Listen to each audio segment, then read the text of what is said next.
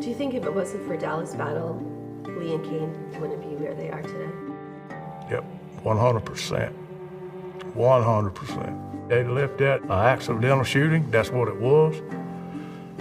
But being that Detective Battles was in there, he created the whole thing. Glenn Clark, Lee's father, believes that Sergeant Dallas Battle took an accidental shooting and turned it into a homicide. But when he realized that in order to convict Cain Storey, he would need to make this case a murder conspiracy, he had decided to charge Lee Clark as well. And as Lee acknowledges, he'd given Dallas Battle plenty of reason to dislike him. So this is why Dallas Battle hated y'all. Oh, yeah, because look, I would talk to him any kind of way when he would go question me. I was a dumbass teenager. I did a lot of stupid junk when I was a kid. I did. I mean, I'll be the first to admit it. But God almighty, I mean, was that warrant enough to put me in here for something I didn't do with all this time? And the worst part about it was I've had to sit behind these walls and grow up and mature and become a man behind prison walls. Oh, God almighty. For something I didn't do, that's the worst part. I mean, don't get me wrong, I'm proud of the man I've become today. My daddy's pretty proud of the man I've become today. I really think I could have reached this status without all this right here. When we began working on this case, we had very much hoped that we'd be able to speak to Sergeant Battle about his investigation. But he passed away last year, just days before our first trip to Rome. What did you think when he died the other week? What did you think? Well, Kevin, I'm a changed man, okay? I'm a changed man. He'll have to deal with what he did, okay? He'll have to deal with what he did. I'll be honest with you, I wished he hadn't, because I wish that somebody would have been able to get to him and talk to him before he passed. But didn't have no bad feelings toward him, you know. It ain't me to judge, it's Miss Lord that judges, takes care of that.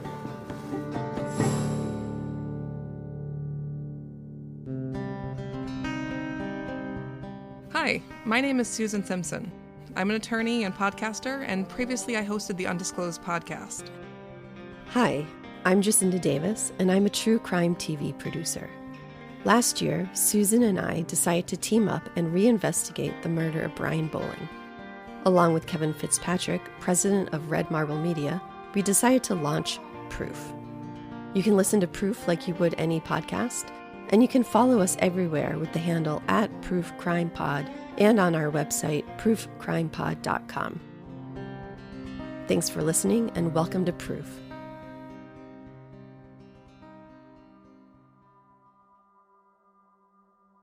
We never got the chance to talk to Dallas Battle about this case, but we did get to talk to a lot of people about Dallas Battle. That's like 4 people now who have told us Dallas Battle's dead. Well, good riddance. Good riddance. What, Or congrats. Phil said, congratulations. If someone told us, I hope he rots in hell. Yeah. There is no love lost there. Dallas Battle was hired as a patrolman by the Floyd County Police Department in 1977. He worked his way up to sergeant investigator and spent nearly 30 years with the Floyd County Police Department before leaving in 2007. After that, he ended up at the Polk County Sheriff's Office, where he worked at the county jail before retiring in 2016. If you work in investigations, you're going to have the ones that like you and the ones that hate you, and you're going to have equal amount of both. Former Floyd County police officer Mark Corbin worked with Dallas Battle for many years. We asked him about what Dallas had been like as an investigator. I mean, I like Dallas, and I used to go camping with him some, but he just get a little lax these days on some of the cases, is the only thing I'll say. Mm-hmm. There's more than one case that's been ruled a suicide that ended up not being ruled a suicide. Do you remember any other cases that were like that? Started suicide? Or... Now, anytime you work a suicide, nobody in the family is going to buy into a suicide. Mm-hmm. It's always a struggle to get the family to believe it. Every suicide I've ever worked, you're never going to convince the family that one of their family members is taking their own life. We also asked Mark Corbin about some of the rumors we'd heard about Dallas Battle, rumors that didn't portray him in the best light. So we've talked to a lot of people who have stories about Dallas Battle, and unfortunately he's not here to tell us, but are any of those rumors true? Depends on which ones you're asking about. I don't want to beat him down. I don't either. I wish he was here so we could talk to him, but... Probably nobody can tell you better than David Stewart, because they work together all the time. Him and David always work together on everything. Okay, we'll ask David. Yeah. He can tell you. I'd rather him tell you. We heard this several times down in Floyd County, that if we wanted to hear from someone who could tell us the full story of Dallas Battle's career as an investigator, we needed to speak to David Stewart. David Stewart had investigated cases with Dallas Battle for decades. But Floyd County would not let investigator Stewart speak to us. And most of the people who agreed to speak to us on the record about Sergeant Battle were people who had a much more contentious history with him. Everybody I ever talked to had troubles with him. I heard, I'm not going to say how true it is, but I heard that the teenagers at these restaurants and all, they would spit in his food and stuff when he would come in and order food. That's what they thought of him. Dallas Battle was a crook. That's Cain Storey's uncle, Phil. See, Dallas Battles one time, he got after my son and my nephew. They was on a motorcycle or a little dirt bike, and they chased them all the way over through here, and they come dragging him out by the hair of the head. And I told Dallas Battle, I said, look at here, dude. I said, you don't have to hold him by the hair of his head. I said, I don't do that when I whoop him. You know, that was my kid. And he told me to shut up, and me and him got in a cuss fight, so I ended up in the back of the police car. And he took my Zippo lighter away from me and stuck it in his pocket there when he was searching me. That's the last time I ever seen him. He took your lighter? Mm-hmm. But it wasn't just Dallas Battle taking things from you that you had to worry about, Lee's brother Jamie told us. You also had to be concerned about him leaving things behind. Can you just tell us what would people think about Dallas Battle? What did people say about him back then? What was his reputation? You didn't fool around with him.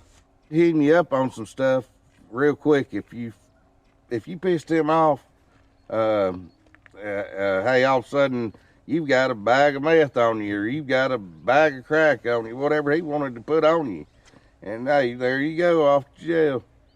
I mean, it was his world back then. He went way out of his way to be an asshole. I mean, he was already one, didn't have to go out of his way, but he did. He went way out of his way to do it. Bo Rittenhouse is the same age as Brian and Jamie, and he'd known all of them growing up. Bo described how he and his friends had a troubled relationship with law enforcement in general, and Dallas Battle in particular. They would catch us down at the Coke machine or something and act like they would all put us in handcuffs. And we used to throw eggs at them. We'd hide in the woods or up on Black's Bluff Road. But we'd get way up on top and throw rocks and eggs at their cars when they come by, and they couldn't never catch us because we was in the woods. So they were harassing you and you were harassing them? Yeah. And it was pretty bad sometimes. Like how bad? They would beat us. It was rough. Anytime they would see us, they would pull us over walking. They'd pull us over and search us, check us for warrants, set us down, and then if we ever seen anything smart to them, which we usually did, they would punch us in the stomach or something like that. Not all of the people that we spoke to who'd had run-ins with Sergeant Battle had filed complaints, but some did. I don't think we told you, Kevin. We ended up finding the person who was arrested or pulled over or something by Dallas Battle and who ended up, what would you call it, Susan? He wrote a complaint. We have Dallas Battle's record from Floyd County Police Department, and it contains some letters about a complaint that had been filed by someone he had arrested in like 1998, 99. Who said that after he'd been handcuffed, Dallas Battle had like assaulted him, The final verdict was that Dallas Battle had merely poked the restrained suspect, but of course it's improper to poke someone who is handcuffed, even if you're just poking them in the chest like that. Poke them so twice. Got suspended. Yeah. They got suspended for that, which is to me was a good sign that, like, okay, there's more going on here. No way Floyd County is going to suspend Dallas Battle for literally poking at a suspect. So we tracked him down, and he said that Dallas Battle, he was restrained. Dallas Battle punched him, choked him, and said something like, "I don't care if you die." Yeah. Threatened to kill him, like choked him out, I think he said. Because he wouldn't give information that Dallas Battle wanted. Some of the complaints about Sergeant Battle that we heard would not technically qualify as police misconduct, but had nevertheless left an impression on the people he encountered. He's a prick. He would lie all the time on us. He would start shit like that between us. Like, he said, "Man, I seen your girlfriend with so-and-so the other day walking," or something like that. He would always try to use us against each other and start shit between us, knowing what he was doing. So he'd get involved in your drama? Yeah, he would cause it. He would always do stuff like that. Why? I don't know. He's just crooked cop. I mean, there's crooked and there's just petty. Yeah, he would do stuff like that all the time, try to pin us against each other. Lee Clark thinks that this was a tactic that Sergeant Battle used in his case as well. He remembers that some of Brian's friends had been spreading rumors about town about what had happened to Brian. Oh, Tommy Hyde, he was running around. He was telling lies from what I never heard this from his own mouth, but people were telling me he was going around telling lies, talking about that I was there, hid outside Brian's window, same rest of the lies and shit that was spreading around. Was this before you got arrested? Yeah, that's before I got arrested, yeah. And this is just my personal opinion right here, Susan. I can't prove it one way or another, but I think all these lies, I think every bit of this shit stems back to damn Dallas Battles concocting this shit up and putting it in these young teenagers' minds. Because he himself, he sat there and said that his arrest was based on previous suspicion and rumor. Well, where the hell did you get the suspicion from? The damn rumor, that's where you got it from. The rumor that you started. So I know you like asking questions, Jacinda, but how do you feel about getting asked questions yourself in therapy? It's funny you ask that because I've always been really intimidated by therapy. Just like you said, I like to be the one asking questions. I don't want to be answering questions, which is why I find Cerebral so appealing. You can talk to someone, but you're talking through the phone or your tablet or a device. And for me, that makes it feel a lot less intimidating. Cerebral is an online mental health service that offers prescription medication, counseling, and therapy for anxiety, depression, ADHD, insomnia, and more. With the Cerebral mobile app, it's like having your personal care team wherever you are. You can message your care team and access self-care resources, no matter if you're in your car, in your house, on vacation, on a road trip. Doesn't matter because help is right there 24/7. Connect with your counselor and therapist on your own schedule through your laptop or the Cerebral mobile app. And they have affordable treatments that are 1/3 the price of traditional therapy. It's also one of the few services that provides prescription medication online through a licensed provider and ships medication straight to your door, so you can skip the pharmacy lines. For listeners of this program, you can receive 65% off your first month of medication management and care counseling at Cerebral.com/proof. Just go to Cerebral.com/proof for 65% off your first month. That's just a total of $30 to get started. Join Cerebral today on their mission to make quality mental health care accessible and affordable for all.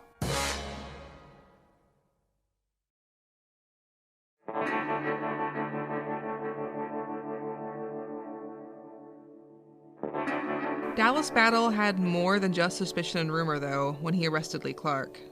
He also had a confession from Cain Storey. 2 days after Brian was shot, Sergeant Dallas Battle and Sergeant Mark Wallace interviewed Cain for the second time. And this time, Cain told them that he'd been holding the gun when it went off and shot Brian. That interview is the main reason that Lee says, for a long time, he'd believed that Cain might have actually shot Brian. If he would not have gave that statement to Dallas Battles, I never would have had doubts, not one bit. I would have believed him from the rip that Brian killed himself. And I never had a doubt until we got in that courtroom and they played that statement. When they played that right there, oh, that did it for me. That did it. That put doubts all in my head right there. But before that, I believed him. Unlike most of the other recorded interviews in this case, the recording of Cain's confession still exists. It was an exhibit at Lee's and Cain's trial, and the cassette tape was left in the possession of the court reporter. And recently, we won a court order granting us access to the tape, and we were finally able to hear it for ourselves.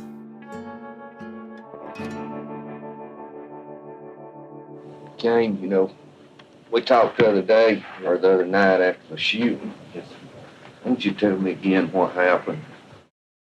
This is the very beginning of the recording. It's not clear how long the interview had been going on before Sergeant Battle started recording. In addition to Battle, there's also a second officer that can be heard on the tape, Sergeant Mark Wallace, who is still with the Floyd County Police Department today. In fact, he's now the chief.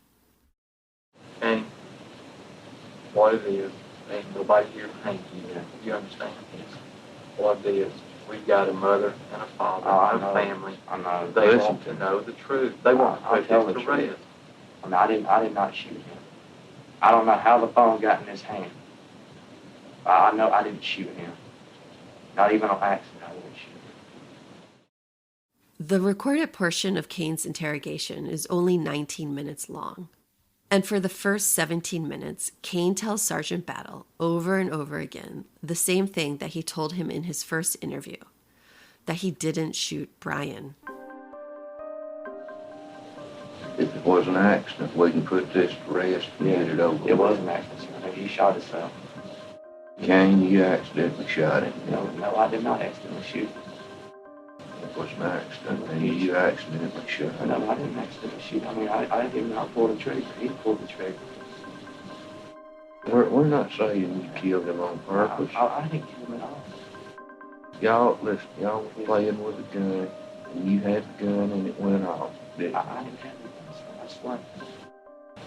Cain, you're not telling us everything, son. Let's put it to rest so we can all go. I'm trying to put it to rest. I didn't kill him even on an accident. It was an accident. We're not going to charge you with murder, Cain. It was an accident. After 17 minutes of denying that he'd shot Brian, Cain finally changes his answer. I'm giving you my word. We ain't going to charge you with murder, Cain. Accidents happen. I accidentally shot him. I accidentally shot him, Cain says. After that, Sergeant Battle and Sergeant Wallace quickly wrap up the interview. And you told us the truth this time. You had the gun, and you pulled the trigger, but you didn't mean to kill him. Okay, Cain. We're going to be ending the interview. It's Sunday, October 20th, 1996, at 7:10 p.m.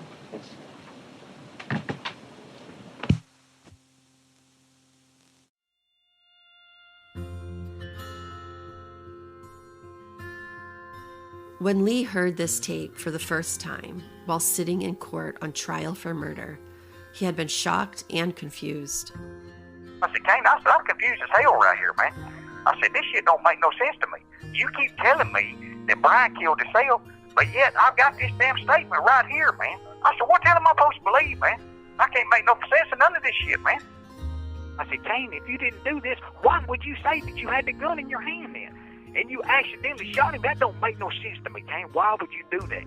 And he's like, man, they wasn't going to let me go, man. They wasn't going to stop, man, until I said it, man. They kept telling me they wasn't going to charge me for murder. I said, Cain, are you that freaking stupid? He said, I guess I am. I said, yeah, there ain't no guess to it, Cain. You are.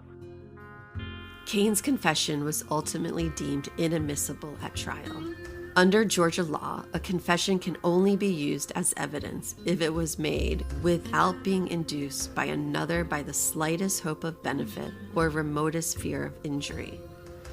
And as the tape recording made clear, Sergeant Battle had induced Cain's confession with assurances that, if he admitted to shooting Brian on accident, he would not be charged with murder. But even though the confession was tossed out, it made a big impact on Lee Clark. He says it made him believe his friend might be guilty. Even though it was throughout that court, just hearing it has always put them doubts in my mind. I thought that Cain might have been in there, had that gun in his hand, showing it to Brian. Hey, man, check this out, man. And boom, he accidentally pulled his trigger and shot him. And that's what got me. That's what I was thinking for a long time. Like, damn, you went in there and you accidentally shot him, man. You're going to tell me. It's a false confession. Huh? It's a false confession. Yeah, but it had me messed up because, I mean, I'm like this right here. This is my thought process. I told Cain, I said, Cain, regardless of what they're telling you, I said, if it had been me sitting in that room and they're telling me the same bullshit that they were telling you, I'm not going to sit there and admit to something I know I didn't do. There's no dispute that this was a false confession in some way or another. Investigators don't believe that Brian's shooting was an accident, and they also think it was probably Lee, not Cain, who did the shooting. Cain told me that sitting there in that interrogation room, he'd felt like he only had bad options to choose from, but that the least bad option was to do what investigators had asked, and to admit to accidentally shooting Brian, even though, he says, he hadn't shot Brian at all. So what happened during that interview? It was him and Mark Wallace, I believe. Yeah, they were like, basically they made me feel like that if I didn't do this, I'll be going to jail for murder. I'm thinking to myself, I don't do it. Hell, I'm going to go to jail for murder. I don't do it. But I've been sitting here telling them the whole damn time, but then no, and they ain't believing this shit, so I didn't know what to do.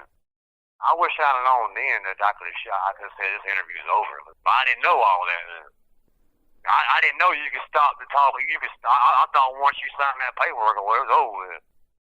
Cain told me he'd been convinced that saying he'd accidentally shot Brian would make things right for everyone. For himself, for the police, and for Brian's family. Because he was like, he was like, look, we're not here to hang you for murder. We're not going to charge you, period. I said, you just let us know it's an accident. We can all go home. He said, we got a family here that wants to, get this resolved. And we know we know it was an accident. You didn't mean to do all this.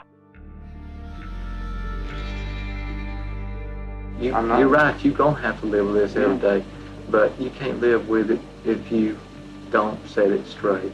If we can't go to the parents and say, hey, this was an accident, but your son didn't do this. This is what happened. This is really what happened. Cain is sorry, but this is really what happened. That's all we want to know. They're talking to them, that's all we need. They're not mad at you. I know that. No one believes that what Cain said in this recorded confession is true. One way or another, Cain was lying about what happened. So maybe this confession doesn't matter so much. After all, it was ruled inadmissible by the trial court. The prosecution was not allowed to use it as evidence, which means it didn't play a role in the jury's decision to convict Lee and Cain. Or at least that's what I'd assumed it meant. Look, they let the jury hear all of it. The jury did hear all of it. Yes, they heard all of it. They didn't have like a motion ahead of time? No, yeah, they did, but they let them hear it anyways, and then after that, they turned around and they went back on. No, back up. Back up. They had a motion ahead of time, and then they said let the jury hear it, and then we'll have another motion and then exclude it? Yes, that's exactly what they did. They said, well, we're going to allow it, and then they let them hear it, and then they turned around and said, oh, well, we're not going to allow that. We want y'all to disregard what you heard.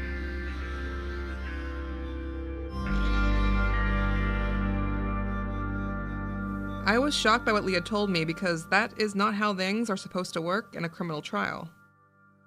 I can't say for sure, for 100% Right. Are you totally confident that the jury was sitting there in the courtroom when they played it? Yeah, they were there. Yeah, I know for a fact they were sitting in the courtroom. Yes. They heard all of it. That is insane. I had no idea until this moment that the jury heard that confession. All right, After look. they listened to it. I am doubting you only because it makes no sense. I will read the transcript and get back to you, but, that is nonsense. It shouldn't have happened that way. Well, when you get it, you're going to say, damn, he was right. Lee was right. That is what happened. Before trial, the defense had moved to have Cain's confession excluded, but that motion was denied. On the first day of trial, it was played for the jury to hear. Then, 2 days later, the judge changed his mind. He decided that the confession should not have been admitted after all, so he told the jury to forget that they ever heard it. Now, obviously, what was said by Storey at that time was in response to a hope of reward or a benefit. So what I'm telling you at this time, you disregard this statement as to what he said as being it was said under the hope of reward, and it's not entitled to any weight or credit by you. So I ask you to separate that from your mind when you are making the decisions in this case as to what the facts are and whether or not the state proved its case beyond a reasonable doubt. It is unusual to have a confession, let alone a confession of a co-defendant, played in court and then have the judge change his mind. That's not a thing. Usually if that happens, then the whole trial's a mistrial. Because the jury, no jury on earth can disregard that. The best jury on earth can't disregard that.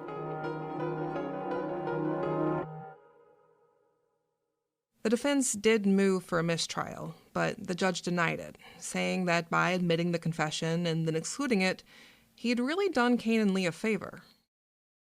I think I probably did more to benefit the defendant's side when I told the jury that that statement was given under the hope of reward, and I made a conclusion for them and made a finding on them that that statement was given for hoping a reward or benefit from it. I'm not entirely sure what the judge meant by this. It's hard to see why playing a confession tape could ever be more beneficial for the defense. But in this case, there actually was something in Cain's confession tape that would have greatly benefited the defense if only the defense attorneys had picked up on it. It comes at the very end of the interview. After Cain demonstrates how the gun had accidentally gone off, Sergeant Wallace makes a comment. Just put it right up there. No, it was in my hand. I turned my head and it went off. The wound was closer than that.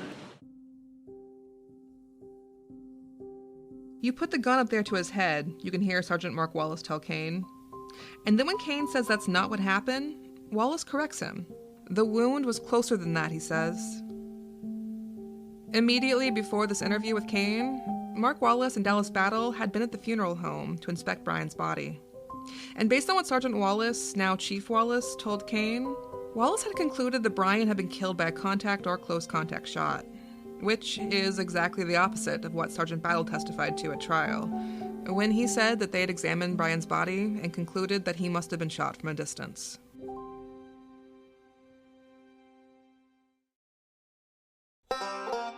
So Jacinda, when is the last time you heard Kevin say something nice? It's not very often he pays compliments, but Susan, on the Zoom call we had last week, did you hear what he said? Yeah, he didn't realize it was a compliment, though. It was an accident. He asked if the lighting had changed. It's not the lighting, Kevin. It's Apostrophe. Apostrophe is a prescription skincare company that offers science-backed oral and topical medications that are clinically proven to help clear acne. Apostrophe connects you with a board-certified dermatologist who will create a personalized treatment plan that is perfectly tailored to your unique skin. Simply fill out Apostrophe's online quiz about your skin goals and medical history, and then snap a few selfies, and your dermatologist will create your customized treatment plan.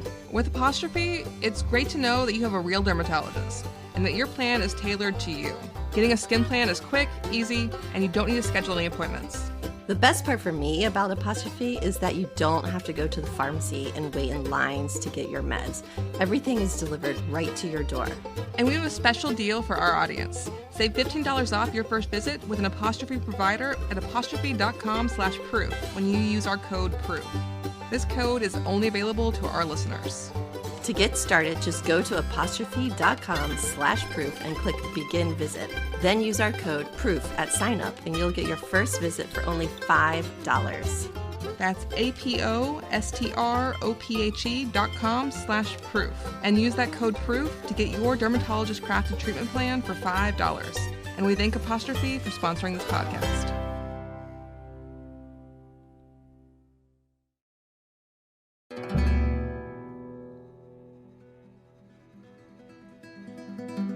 Brian's Aunt Melody thought both Sergeant Dallas Battle and investigator David Stewart did a good job investigating her nephew's death. Or at least, they did a good job once they decided to take a second look and not take Cain's word that it had been an accident. Yes, we all became good friends. They worked hard after they realized it was not going to be open and shut. But Brian's sister Amanda and her husband Kenneth had not been quite so impressed with Dallas Battle. They thought his partner should have gotten more of the credit for solving it. Dallas was to me, he was more like, he had a cold shoulder type thing, where David was more open arms, more compassionate about, us and what had happened. But Dallas, to me, he was just like, I'm not going to say he was a bad guy or didn't have a heart or anything. He was just a cold person. I mean, it was... The impression I had coming into this case was that Dallas Battle was the lead investigator, the driving force, and the more I've gotten into it, it seems like it was David Stewart who cared about solving the case. Yes, exactly he was the one that cared about solving it. If it wouldn't have been for him, Dallas, if it had been just Dallas, we wouldn't be right here right now. Amanda told us something we'd heard over and over again in Floyd County, that Dallas Battle had a habit of getting, let's say, off track during investigations. Yeah, he was a flirt. Yeah, that's what he was a flirt. That's what I'm getting at, yeah. He was, I don't know how to say that, but he opened up more to women than he did men, Mm-hmm. So he would more likely talk to, say, us more than he would say them. That's, definitely an impression I've gotten as well. Yeah. God rest his soul, I'm not talking bad or ill about a dead person or anything, As we investigated the case, we did hear rumors that Dallas Battle had developed a personal relationship with Brian's mother. When we spoke to her sister, Melody, we asked if there was any truth to that. So, small town talk and all, there's a lot of rumors, and it's hard to know, like you were saying, we don't know what the truth is, but there are rumors about Dallas Battle having some connection to the family, like maybe dating your sister or something like that. Never heard that. No, actually, I have heard that. Oh, you have heard that? They thought it was me. But I worked with them, no. Never. So because you were talking to them and working with them, those rumors get started, like she must be... Yes. Gotcha. Yes. That makes sense. Yes. And I mean, both of them were, they all turned out to be good friends, but no, ever. But, I had heard that several times too, and I didn't care. I knew the truth. Yeah. I was married, had 2 kids, so... He was married, had children, they went to school with my kids, These rumors did not come as a surprise to any of the police officers who had worked with Dallas Battle. One thing we have been told is that Dallas Battle was known to flirt a lot with the ladies. Yeah. I think that's... He's got in trouble for that a few times, I think. A few of the witnesses we've spoken to, the women witnesses we've spoken to, have recalled that. Mm-hmm. He had a reputation for that. We asked Captain Tommy Shiflett, who had been the head of the department's investigative division, what sort of trouble Dallas Battle had gotten into. He did not want to speak ill. He told Susan, "You can't speak ill of the dead."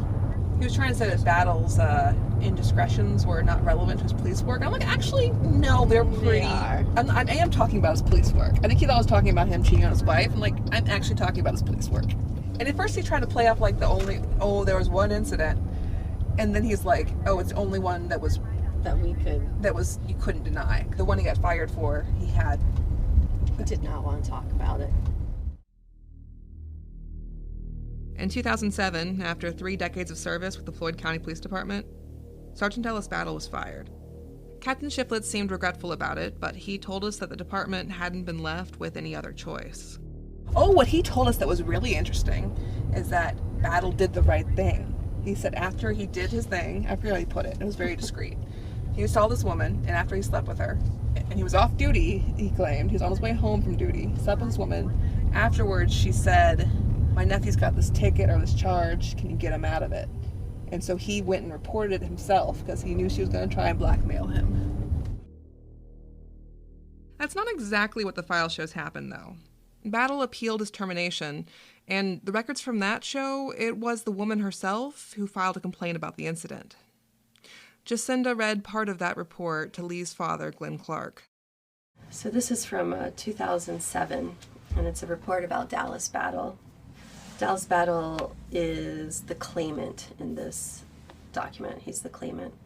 So the claimant went to the location of a female, widely known as a felon, in order to obtain information into an investigation he was conducting. The claimant was on duty at the time. While meeting with the female, he had sexual intercourse with her while on duty. The interlude was tape recorded and later reported as a rape. I heard about it. I heard about it. You had heard about that? Yeah, I heard about it. Did it surprise you? I'll be honest with you, it did. Really.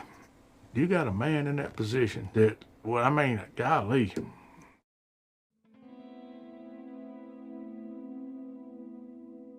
Just before his termination, Battle wrote an email to his superiors at the police department, making a last-ditch appeal to keep his job.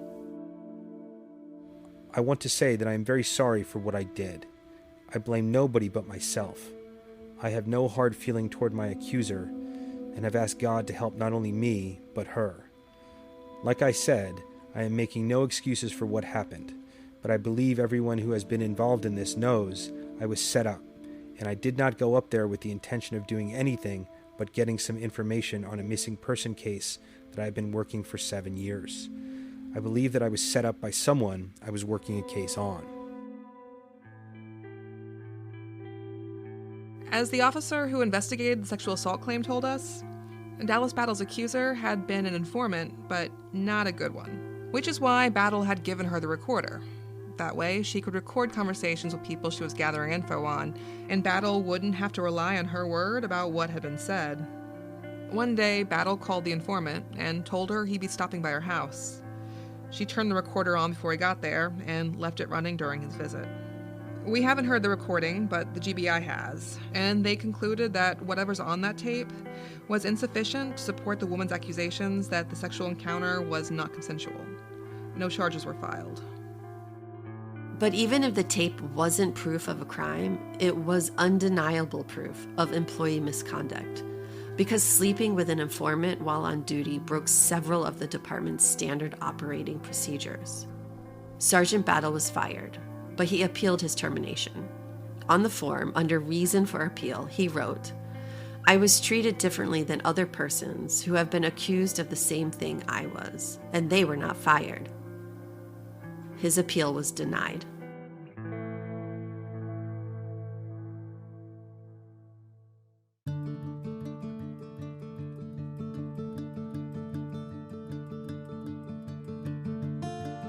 After leaving the Floyd County Police Department in 2007, Sergeant Battle bounced around through a couple different law enforcement agencies before eventually landing at the Sheriff's Office in Polk County, where he worked at the county jail from 2011 to 2016. It does seem that women might have been his It was fatal his weak flaw. point. That's what, he left Floyd County and went to Polk County. Yeah. That's what got him out of Polk County was women and the stun gun. Dallas he was Dallas. I mean, it was no secret that he had a history with the female. He thought he was friends with them girls, and they knew the video existed, and they got mad at him about something and told on him for tasing the guy in the I handcuff. was wondering how that came out. In 2016, an incident occurred at the Polk County Jail. The Georgia Bureau of Investigation was called in, and the investigator recorded interviews with the officers and inmates who had been involved, including Sergeant Dallas Battle. What follows are excerpts from those recordings.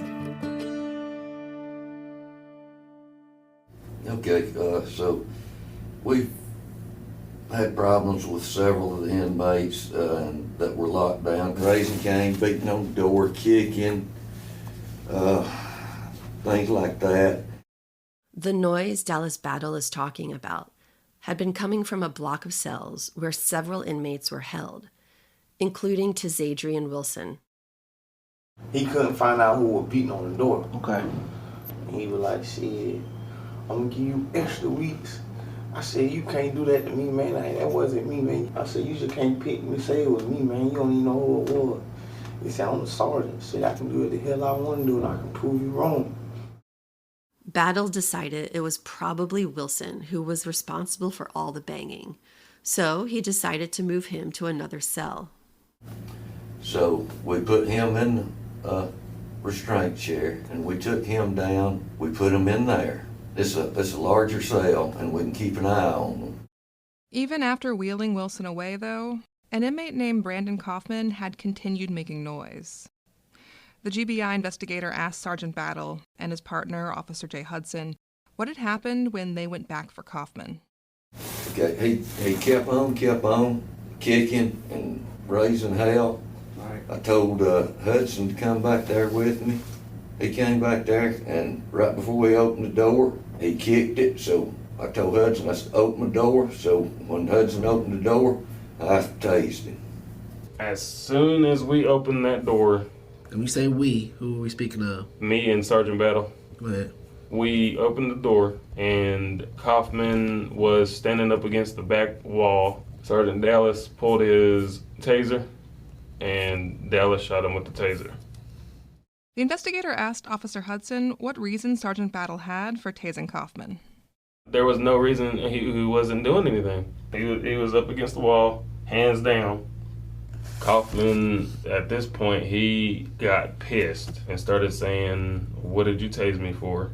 Dallas answered him and said, "You basically lunged at me." Did he lunge at him? No, sir. After tasing Kaufman, Battle and Hudson decided to move him. They strapped his arms and legs down to a restraint chair and wheeled him down to the same cell where they'd already put Wilson. They just rolled me down to the other room. So I got in there with YG, and he's like, man, they put me in this chair for no reason. And I'm like, yeah, I know. And I said, they tased me 2 times. He's like, yeah, I know, I heard it. Most of the jail cells in Polk County don't have cameras inside. This particular cell, though, where Kaufman and Wilson had been left, parked side by side in their restraint chairs, was the exception. In this one jail cell, there was a camera rolling. And when the officers checked the camera feed, they saw that Kaufman had managed to slip his left hand free from the chair restraints. So when we found out that he was getting out of the chair, me and Hudson went back in. I think he had both hands loose. Mine just had one loose. Talking about Kaufman? Kaufman, yes. And he was raising hell, jerking around, had that arm. So I dry stunned him. There are 2 ways you can use a taser.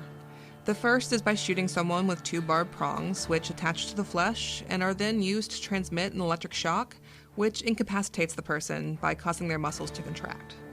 But tasers also have what is called drive stun capability. To drive stun, you remove the prongs from the taser and then apply it directly to the target's skin before pulling the trigger. Using the taser in this manner is known as a pain compliance technique. Because while it doesn't incapacitate someone through an electric shock, it does hurt like hell. I probably dry tased him for probably 5 seconds until he started complying and put his arms down where we could secure him. Did you say anything about wishing he was dead? That you'd be the one that would do it? I told him I really didn't give it. He was hollering he's dying. I said, I really don't give a shit if you die. What do you think Kaufman's going to come in here and say? You think he's going to say I was restrained and you came in and just tased me? I don't know what he'll say. I'm telling you what it looks like on the video. The video from inside the cell where Wilson and Kaufman were being held shows that after they were left alone there, Kaufman had indeed gotten his left hand free. But he had slid his arm back into the restraint before Sergeant Battle and Officer Hudson entered the cell. On the video, you can see Sergeant Battle approach Kaufman and then take a moment to adjust and tighten the straps around his left arm. Then, after making sure he's been resecured to the restraint chair, Sergeant Battle jams his taser into Kaufman's stomach. He puts the taser to me, and I'm man, I don't even know. He probably tased me 4 times. And I'm just sitting there screaming. He said, if I have any more problems out of you, he said, I'm going to make it where your mama don't recognize you next visitation. And then he said, I'm so mad right now, I could kill you with my bare hands. In the video from the jail cell, Kaufman's face is off camera, but you can see his body suddenly jerk when Battle drives the taser into him. After a few seconds, Battle briefly pulls the taser back. Then he jabs the taser back into Kaufman's stomach and drive stuns him once again. This time, as Kaufman is jerking about, his left hand pops out of the restraint, flailing around. His arm is only free for a second. As soon as Kaufman registers that it's come loose, you can see him shove his hand back into the restraint. Battle then leans over the restrained Kaufman, one hand tightly gripping the top of Kaufman's thigh. Both Kaufman and Battle have their heads just out of frame, but you can tell from their posture that Battle has his face in Kaufman's, and he seems to be saying something to him. Officer Hudson was asked what he remembered Battle doing after they went into the cell with Kaufman and Wilson. At that time, Dallas took his taser and drive-stunned Mr. Kaufman while he was strapped to the chair. Could not move. Best to explain it, Kaufman is extremely scared of tasers. It was very apparent that night. He was sitting there begging, please don't tase me again. I'm done. Sergeant Battle basically got in Kaufman's face, told him that he would probably be better off dead, said that if he could, he'd kill him. So you telling me Battle said all this? Yes, sir. Despite knowing there was a video of the incident, Sergeant Battle told the investigator he had tased the inmate in order to restrain him. I remember tasing him one time and holding him on him for about 5 seconds till we could get him under control and get that arm back secured. But the video from the jail cell shows that things did not happen that way. Battle had restrained the inmate and then tased him and told him he'd kill him if he could, and then left him tied up in the cell. I left him in the chair 2 more hours.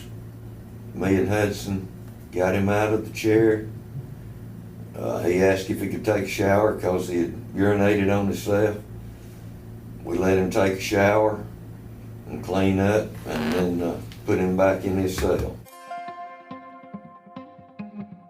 As a result of the GBI's investigation into the tasing incident, Dallas Battle was charged with battery, providing false statements, and violation of oath of office. He was arrested and booked into the same jail where he'd been sergeant. The case would seem to have been a solid one. There was video proof of Battle tasing a restrained inmate, and also a Battle lying to the GBI investigator about it. On 2 separate occasions, the prosecutor presented the case to a grand jury.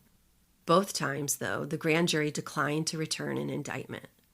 The case was dropped without prosecution. Dallas Battle was fired from the Polk County Sheriff's Office, and he did not work in law enforcement ever again.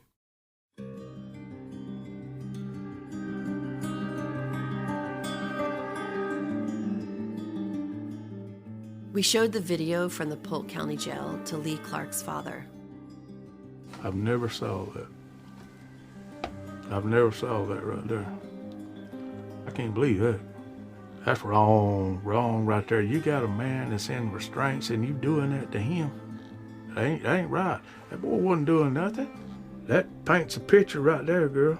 Right there. That paints a picture of how he was. You can't tell me that man ain't got revenge out for these people. You know what I'm saying? He got revenge out for him. I don't even know what the boy done. You know? Does it matter? That don't matter. No, you can't do that. Don't matter what he done, you know? What kind of man does that to someone? This man got a lot of hate in him for some reason or another. That's what I see. And then as you see, he's walking down that hallway with a taser out, knowing that he'll use it on anybody else. He just thinks he's got to overpower people just because he got that badge. You think that's what happened in Lee's case too? Oh yeah, you can see that. I'm telling you, he hated Lee and Cain because if he hadn't, he wouldn't have never done what he done with this case.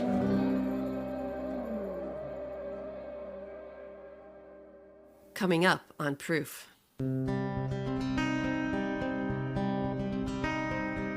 The thing that confuses me about Charlie is, so he's the only one who puts the at the house, right? Yeah. Is that right? Mm-hmm. Do you guys feel certain that people can understand exactly what Charlie's saying? They brought in some special person in court to. We walked up, I asked you if you remember being interpreted on a case, and you instantly said Lindale. Yeah, that's really the only case that I've interpreted for. And that's probably because that was the first case that I don't want to interpret for any more cases. Their theory is that Charlie Childers, he was there. That's what they say, that he was there, that he saw Lee running across the front yard. That's how they say they put Lee at the scene.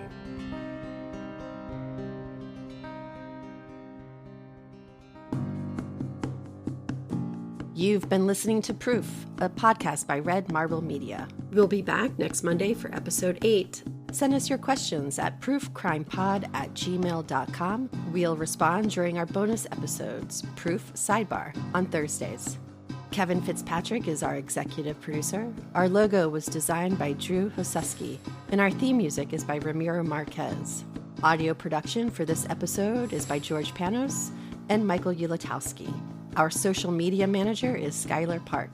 Thank you to our sponsors for making it possible for us to come back week after week. Follow us everywhere with the handle @ProofCrimePod and on our website, proofcrimepod.com. That's all for this week. Thanks for listening.